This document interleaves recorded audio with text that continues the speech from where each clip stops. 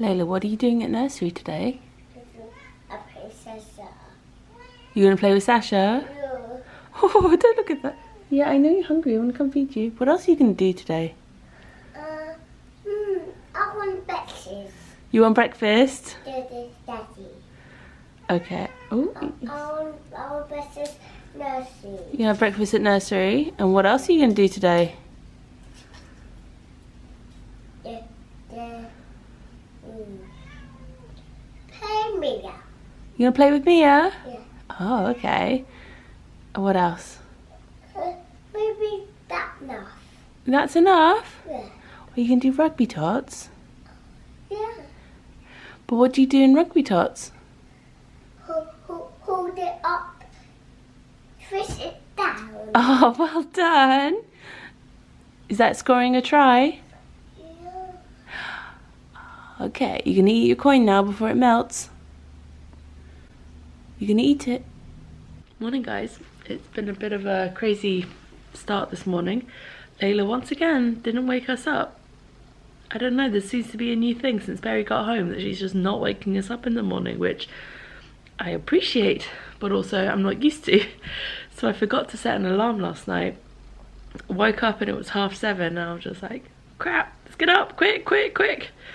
Because typically we drop Layla off at nursery around 8, so because they give them breakfast and stuff there. So it was like, rush to get ready. But yeah, she'd gotten up, gone used the toilet or used the potty, and then came upstairs and was playing on her iPad and just completely ignored us. And I'm like, okay then, this is a nice development. I do appreciate this. Anyway, so they're off now. Perry's taken her to nursery and I'm about to sit down and enjoy opening my advent calendars with some coffee.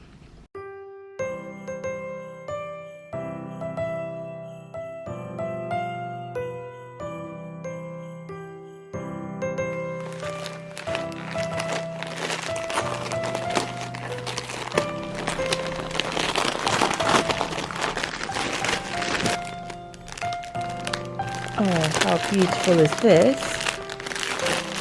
I love this colourway from Malabrigo on their regular yarn, and now I have it in fibre.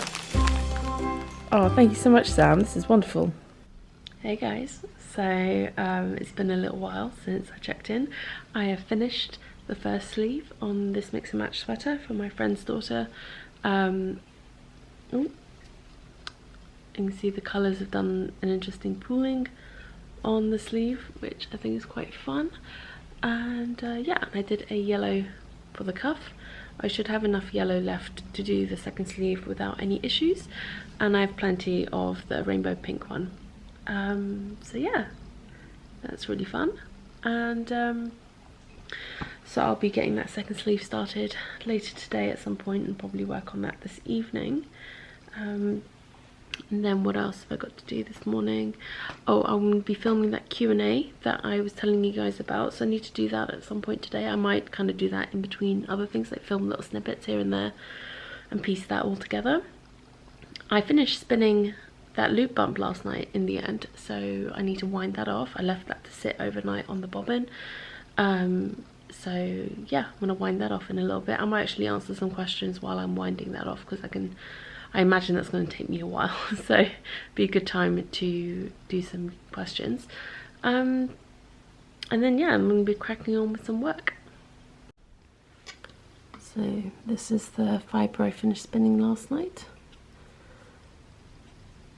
Yeah, I'm just going to wind it up now. Ta-da! So this is what it looks like. It's a little bit blown out on camera, but it is pretty bright. See the colours through.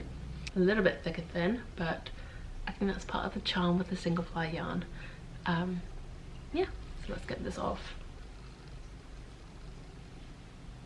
A lot of these colours are on the inside of the skein, but really beautiful sort of gradient of colours. So yeah, now this needs a good bath, and I'm going to be filling it, so I'll be putting it in hot water, then cold water, then hot water and cold water, back and forth, to kind of partially felt the fibres a little bit, which will make it a little bit stronger. so I will be doing that at some point. It's so squishy though. It's so soft and squishy. But yeah, alright, better go crack on with doing some computer work. Hey guys, so I've been working away on the shrug pattern this morning, doing all the calculations for the different sizes and stuff. So what I've done, I seem to just making it harder and harder for myself. I've put a table in for, well, 2 tables actually, to help you decide your stitch count and how long your shrug needs to be knit for. So the stitch count is obviously dependent on your gauge, but also the width of your, I guess, kind of back. So you'd end up having to measure from elbow over your shoulders down to your other elbow, and you want that measurement to pick the width. And then based on your stitch gauge, and I've done it for 7 different stitch gauges, you will pick the stitch count that corresponds to your measurement and your stitch gauge. So it's like a table. And then the length you knit it for will depend on your height. So you see how this is going to get complicated. So I'll just move away from the boiling kettle. But yeah, so now I'm stuck because I've come up with 15 different measurement options at 7 different gauges for stitch counts, plus 13 different height options. That's over 1,300 different combinations. I don't know how to provide accurate yardage information for over 1,300 different possibilities. So unfortunately, I kind of wanted everything to just be a pick from the table kind of thing. But unfortunately, I think with the yardage, it's going to boil down to, I'm going to be able to provide some pretty rough estimates, but then you can get a more accurate idea based off of doing a gauge swatch and doing some simple maths. And I'm going to have to just include some basic formulas for you to use, which is fine. It's not complicated at all, and the formulas will like walk you through it all, but it's literally the only way I can do it. I cannot provide yardage for over 1,300 different options. So at some point when you're trying to make something super adaptable, super inclusive and super all-encompassing, something's got to give, and at some point you just got to realize that you can't do everything. So yeah, I was not planning on leaving the house today, at least not at this time. It's 12:30. Perry spent most of the morning trying to get the car running, his Mini, which he did. He got it running, and then he was like, oh, I'm gonna go for a little drive. And then it's like over an hour later, and I'm just like, are you okay? Like, where are you? Are you coming home? And he's like, well, I drove to the local petrol station to fill up the tyres in the Mini, and now it won't start. So he's been there for a couple of hours now trying to get the car started. So now he's asked me to drive down to try and jump start the car in case it's the battery. Don't think it is, but not impressed. Not impressed. And even worse, he took the car key with him for this car.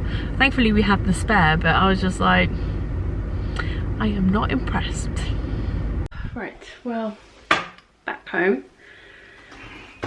Ended up having to help tow Perry's Mini back home and shove it back into the garage. So fun times. And better make myself another cup of tea because it's cold. Hey guys, so it's quite a bit later now, it's 4:45. So I am still working because of that run to save Perry interruption earlier today. I haven't quite finished what I had hoped to do today. So if you recall, I think the last time I checked in I was telling you I wasn't sure about how to handle the yardage requirements for this shrug. Figured it out. I'm just going to work them all out for you. All 1,365 options.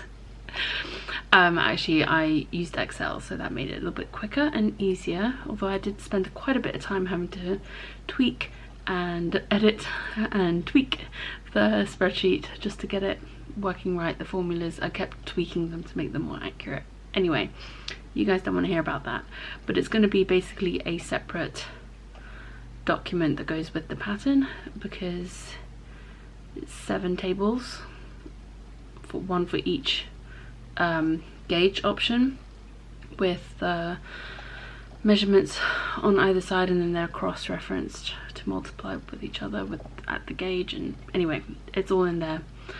So it's going to be a separate document that you're going to be able to download with the pattern, and then once you've picked your measurements, your length and width measurements, and you've figured out your gauge, then you can cross-check and pick, and it'll tell you how much yardage you need in meters.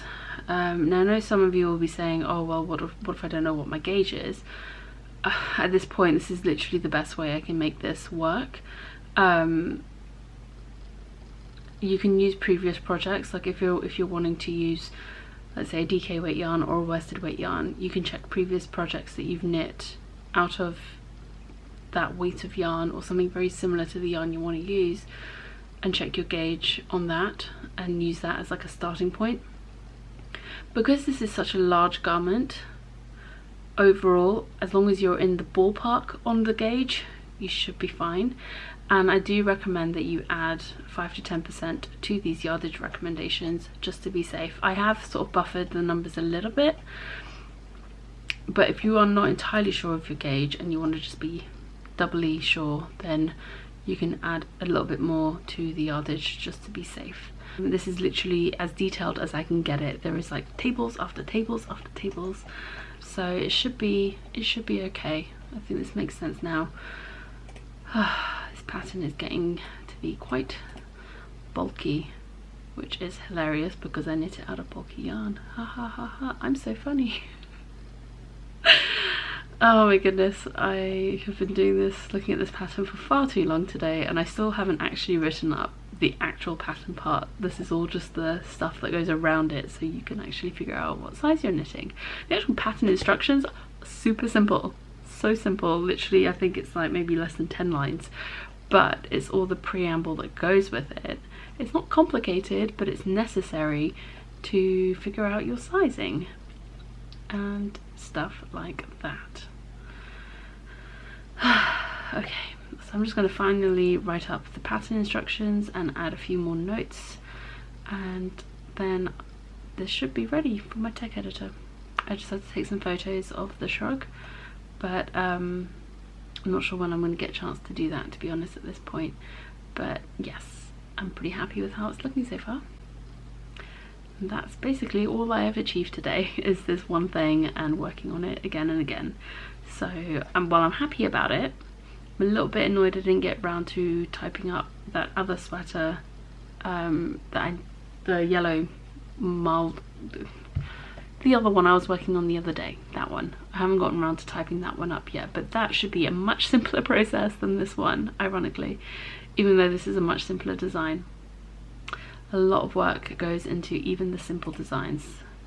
That's the takeaway from this day.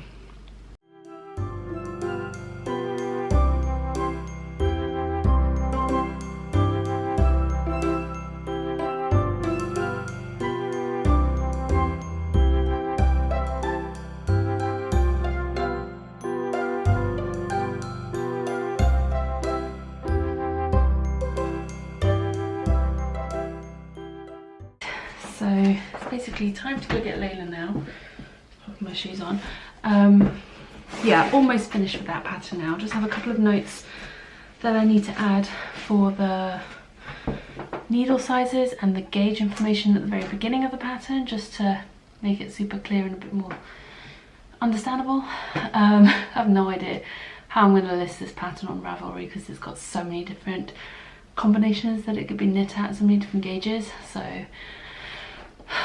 I guess we'll see. Got Layla home from nursery and they'd made Christmas cards. How adorable is that little face? Look at that, my little reindeer. And she did a bunch of colouring today. No surprise that she picked red. Can I get a high five? Good night. Good night. Hey guys, so Layla's just gone down to bed, Perry's doing bedtime again, food is in the oven, so I'm going to say goodbye for now. And what am I going to work on this evening? I finished the pattern, yay for the shrug. I need to just take a couple of quick pictures of the shrug so I can send it with the pattern to my tech editor so she has an idea of what she's looking at, because I haven't taken pattern photos yet. Jeez, words, I am stumbling over them. And yeah, so I think that's what I'm going to do this evening, and then I'm going to get started on that second sleeve, and then yeah, I think that's it. All right, thank you for joining me today. I will see you guys tomorrow.